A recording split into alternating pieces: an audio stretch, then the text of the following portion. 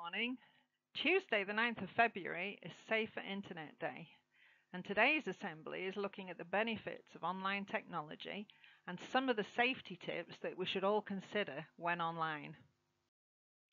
Let's think first of all about what COVID lockdown would be like without technology. If this pandemic had happened in the 1980s, this is what you'd have been faced with. In order to actually get in touch with your friends or family, you'd have had to pick up the telephone. All the calls were billed. There was no address book, so you had to have it written down or remember the numbers. One phone was usually shared by the whole family, and there was usually a queue for it. And all the letters had to go by mail, which could take days. Think about your lessons now. You'd have had to have a book for all your subjects. You'd have been waiting for packs to come through in the post. No Google for any of your research, and you'd have had to do everything written out. And what about your music? No online music at all. You'd have had CDs, tapes or records, all of which actually cost quite a lot of money, and your only really online live music was through the radio stations where they played the latest hits each week. And even worse, who could actually imagine lockdown without TikTok, YouTube, games, emojis, Netflix, Disney? There would be no messaging, no Instagram, no Snapchat, no Facebook. It just doesn't even bear thinking about. So we can be very thankful for how the internet has allowed us to stay in touch with our families, friends and teachers. But let's look at the internet and World Wide Web and see how we can make the best of these great facilities. Just a bit of background fact for you. Many people, including myself before I did this assembly, think that the internet and World Wide Web are the same thing, but they are not. The internet has existed for over 50 years, but it was with the launch of the World Wide Web that we started to feel the real benefits of information technology coming into our homes. So, what is the internet? The internet is a network of computers linked together to allow sharing of information. The information can be accessed through computers and tablets, games consoles, phones, glasses, watches, cameras and phones. The network connections can be by cable or wireless, and we're seeing the growing use of the cloud where information and files are kept on servers connected to the internet, which reduces the need to store data locally. The World Wide Web brought internet access to our homes.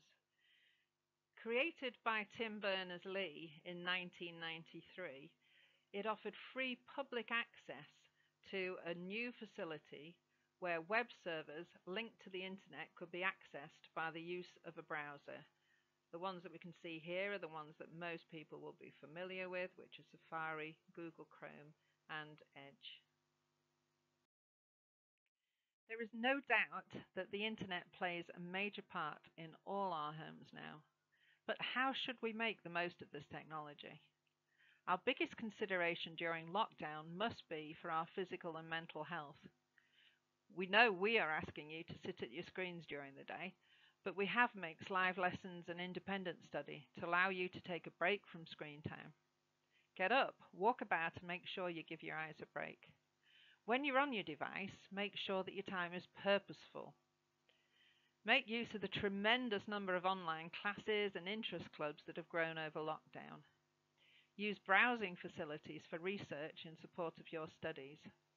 Do have downtime and make time for your families and face-to-face contact. Social interaction is a very large part of maintaining a healthy mind. Don't stay up too late on your device or gaming console. We all need a good sleep to be at our best. And finally, and we'll look at this in more detail, stay safe when accessing and sharing data.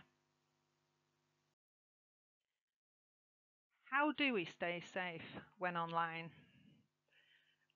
Cyberbullying is the worst form of bullying, as it's easier than physical bullying, but can be more damaging.